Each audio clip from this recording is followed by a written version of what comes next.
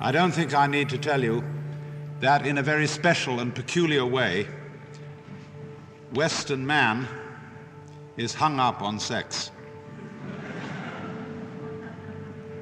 And the major reason for this is that he has a religious background quite unique among the religions of the world. I'm thinking specifically of Christianity, and in a secondary way Judaism, insofar as Judaism in Europe and the United States is strongly influenced by Christianity. But Christianity is, of all religions in the world, the one uniquely preoccupied with sex. More so than priapism, more so than tantric yoga, more so than any kind of fertility cult which has ever existed on the face of the earth. There has never, never, never been a religion in which sexuality was so important.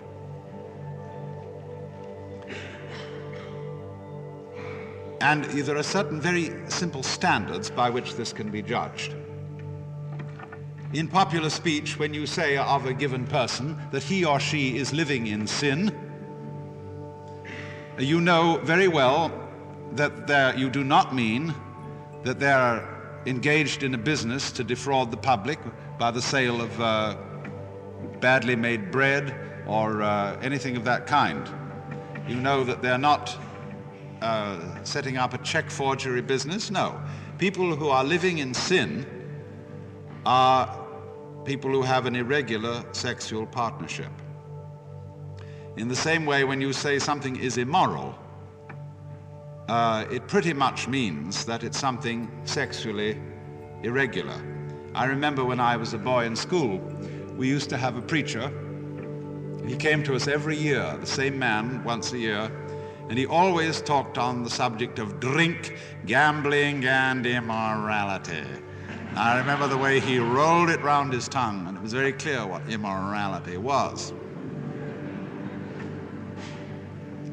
And also, I might point out that, present company accepted, the Unitarian Church being somewhat unusual, most churches in America and in England and in other parts of the Western world are, frankly, sexual regulation societies. They occasionally get excited about other moral issues, but really not very much. In other words, when you ask, what can people get kicked out of church for?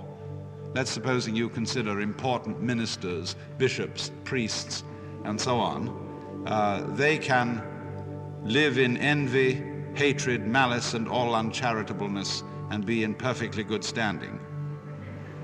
But the moment anything about their sexual life becomes a little unusual, out you go. And that's about the only thing you can go out for. You study, for example, a Roman Catholic manual of moral theology.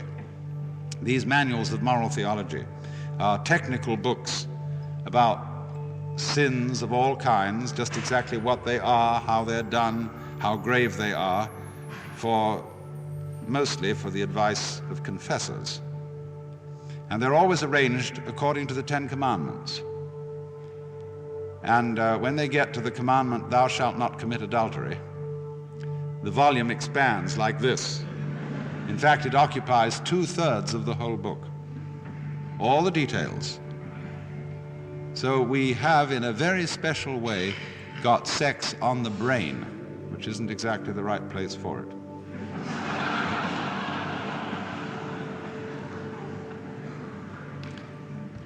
Now, this needs going into because it is not as simple as it looks. There are really two roots of the whole problem. One of them is the problem of why sexual pleasure of all pleasures, as a kind of really supreme pleasure, is singled out for religious people to be particularly afraid of. This is not only true in Christianity. I say Christianity emphasizes it in a certain way, but in Asian religions also. especially in India, there is a prevailing view that if you want to attain real heights of spirituality, the one thing you must give up is sexuality, in the ordinary sense of genital sexual relationships with man or woman, as the case may be. And this reflects in part, you see, an attitude to the physical world, because it is, after all, through sexuality that we have, along with eating, our most fundamental relationship to materiality, to nature, to the physical universe. And it is the point at which we can become most attached to the body, to the physical organism, to material life. That's one reason why it's problematic. The other reason why it's problematic is more subtle, and that is that sexuality is something which you cannot get rid of. Do what you may, life is sexual, in the sense, for example, that you are either male or female. There are various other gradations, but basically they're forms of maleness and femaleness, and also that every one of you is the result of sexual intercourse. And this feature of life can be looked at in one of two ways. You can say, on the one hand, that all man's higher ideals, his spirituality and so forth, is simply repressed sexuality. Or on the other hand, you can say that human sexuality is a manifestation, a particular form or expression of what is spiritual, metaphysical, divine, or whatever you want to call it. I hold to the latter view. I don't think that religion is repressed sexuality. I think, however, that sexuality is just one of the many forms in which whatever all this is expresses itself. But you see, if this thing is something you cannot get rid of, and if you realize that indeed a way of life in which sexuality is in some way put down or repressed is nonetheless an expression of sexuality, then we come to a view of a religion in which sex is a very special taboo, which is rather unusual.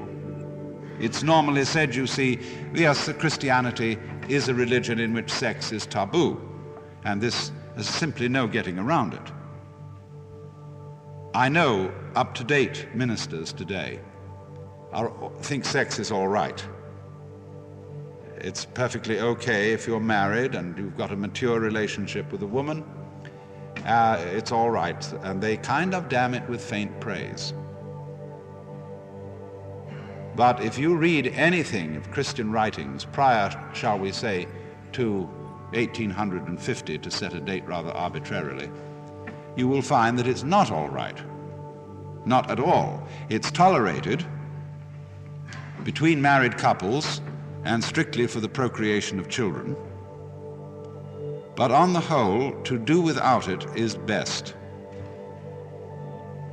As St. Paul put it, it's better to marry than to burn with the fire of lust and ultimately to burn in hell. But always, consistently, there is simply no getting away from it. In all the writings of the Church Fathers, from St. Paul himself right through to St. Ignatius Loyola, or any of the great relatively modern leaders of Catholic spirituality, or you can look at Calvin, you can look at great Protestants, John Knox. On the whole, sex is sin and sex is dirt. And you can say very simply that this is all bad and something very wrong, but I want to point out that there is another side to all this. There is no way of making a hedge grow like pruning it. There is no way of making sex interesting like repressing it. And as a result of all these centuries of sexual repression and associating it with dirt, the West has developed a peculiar form of eroticism. But that is an aspect of this whole problem which I don't think is really very profitable to explore. I just want to mention it in passing, that the whole attitude of anti-sexuality in the Christian tradition is not as anti as it looks. It is simply a method of making sex prurient and exciting in a kind of dirty way. And I suppose is to be recommended for people who are not feeling very frisky and need to be pepped up. The other side of the problem is much more interesting. That is to say, the first thing I mentioned, why it is that there has been a problem for human beings about pleasure. And we'll take sexual activity as a supreme pleasure, as a supreme involvement of oneself with the body and with the physical world. Why should there be a problem here? Well, the point is simply, isn't it, that the physical world is transient, it's impermanent, it falls apart. And bodies that were once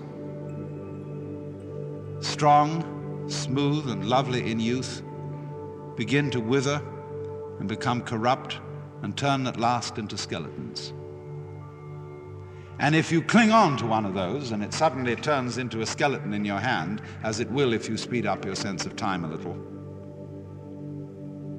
you feel cheated. And there has been for centuries a lament about this, that life is so short, that all the beauties of this world fall apart. And therefore, if you are wise, you don't set your heart on mortal beauty, but you set your heart on spiritual values that are imperishable. Even that supposed tippler and rake, Omar Khayyam, says that the worldly hope men set their hearts upon turns ashes or it prospers, and anon like snow upon the desert's dusty face, lighting a little hour or two, is gone. And so don't bet on that horse. And read any kind of spiritual literature you want to. Christian, Buddhist, Hindu, Taoist. All of them seem to emphasize the importance of detachment from the body, from the physical world, so that you won't be engulfed in the stream of impermanence. The idea being, you see, that to the degree that you identify yourself with the body and with the pleasures of the body, to that degree you are simply going to be something that is sucked away in the course of transiency. So therefore, hold yourself aloof. As in, for example, the advice of many Hindus in the practice of yoga, you are advised to look upon all sensory experiences as something out there, which you simply witness. You yourself identify yourself with the eternal, spiritual, unchanging self, the witness of all that goes on, but who is no more involved in it than, say, the smoothness or the color of a mirror is affected by the things which it reflects. Keep your mind like a mirror, pure and clean, free from dust, free from flaws, free from stain, and just reflect everything that goes on, but don't be attached. You will find this all over the place. But it has always seemed to me that that attitude of essential detachment from the physical universe has underlying it a very serious problem. The problem being, why a physical universe at all in that case? If God is in some way responsible for the existence of a creation, and if this creation is basically a snare, why did he do it? And of course, according to some theologies, the physical universe is looked upon as a mistake, as a fall from the divine state, as if something went wrong in the heavenly domain and causing spirits such as we are to fall from their high estate and to become involved with animal bodies. And so there is an ancient analogy of man which runs right through to the present time, that your relationship to your body is that of a rider to a horse. St. Francis called his body brother ass. That you are a rational soul in charge of an animal body. And therefore, if you belong to the old-fashioned school, you beat it into submission. As St. Paul said, I beat my body into submission. Or if you are a Freudian, you treat your horse not with a whip, but with lumps of sugar, kindly, but still it's your horse. Even in Freud, there is a very, very strong element of Puritanism. Read Philip Rief's book on Freud, The Mind of the Moralist, and how he shows that Freud basically thought that sex was degrading, but nevertheless something biologically unavoidable, something terribly necessary, which couldn't just be swept aside. It had to be dealt with. But there is, you see, that heritage of thinking of ourselves as divided, the ego as the rational soul of spiritual origin, and the physical body as the animal component. And therefore, all success in life, spiritual success, requires the spiritualization of the animal component, the sublimation of its dirty and strange urges, so that it's thoroughly cleaned up. I suppose the ideal sexual relationship of such persons would be held on an operating table under disinfectant sprays.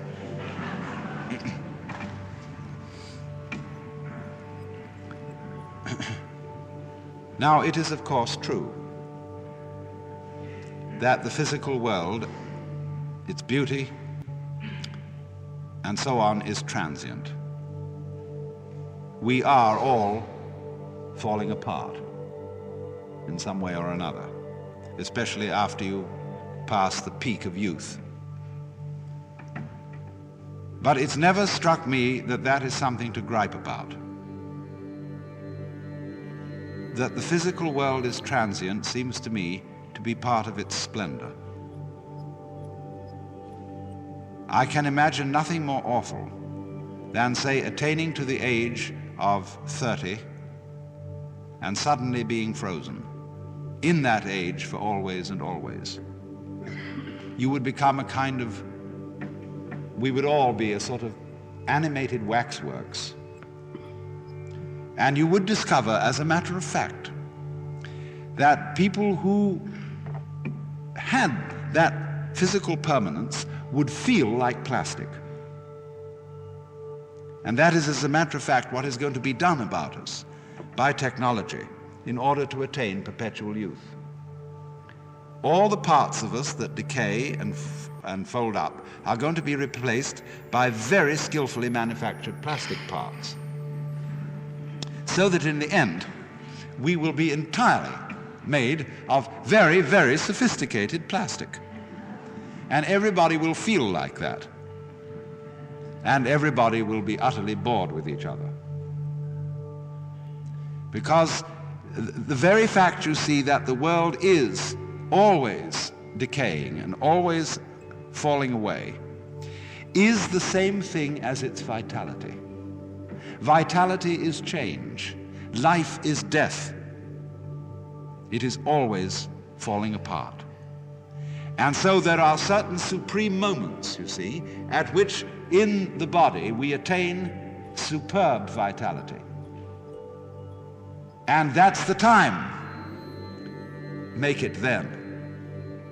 That's the moment, just like when an orchestra is playing, the conductor wants to get a certain group of, say, violins to come in at a certain moment, and he's conducting, and he's got to now make it. And they all have to do it right now, you see? Of course. That's the whole art of life. To do it at the right time, to do it in time, like you dance or you play in time.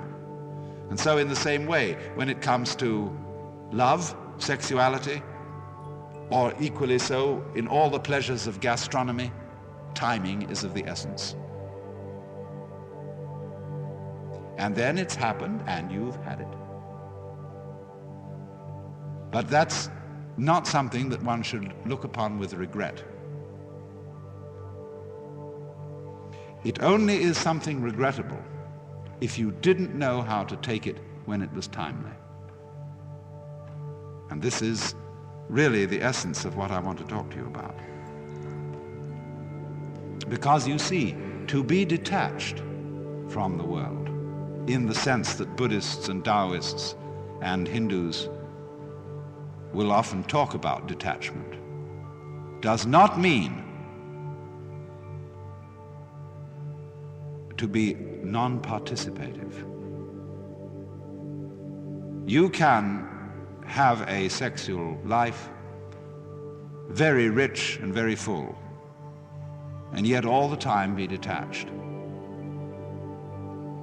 By that I don't mean that you just go through it mechanically and have your thoughts elsewhere. I mean a complete participation, but still detached. And the difference of the two attitudes is this. On the one hand, there is a way of being so anxious about physical pleasure, so afraid that you won't make it, that you grab it too hard, that you just have to have that thing.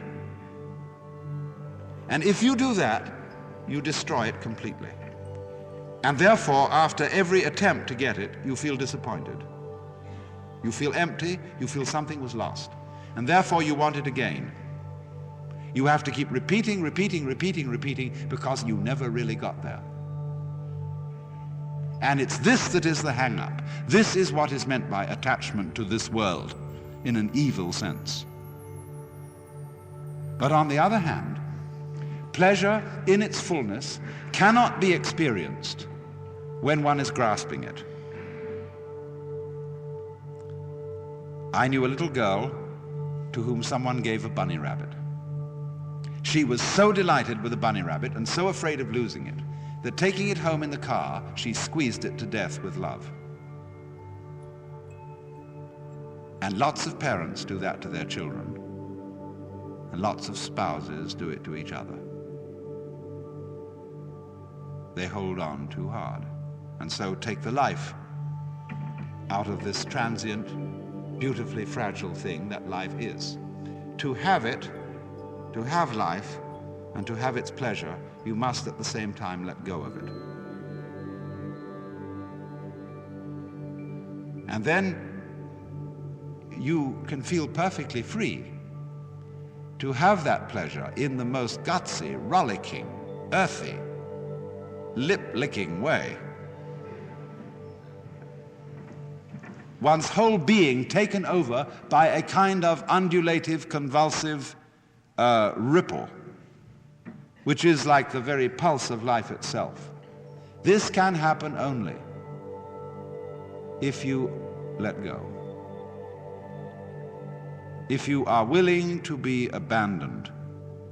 It's funny, that word, abandoned. We speak of people who are dissolute as being abandoned, but we can also use abandon as the characteristic of a saint. A great spiritual book by a Jesuit father is called Abandonment to the Divine Providence. There are people like that who just aren't hung up.